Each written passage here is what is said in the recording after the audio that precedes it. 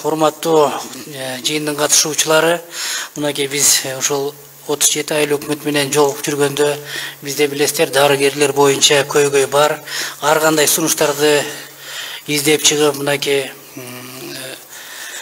ушул маселени чечүү боюнча кандай кылсак деп Айжамал Эсенбековна менен дагы кеңешип, мынакей биз ким эгер ушул врач кызга үйлөнө турган болсо сүйүнчү пул беребиз дедик эле.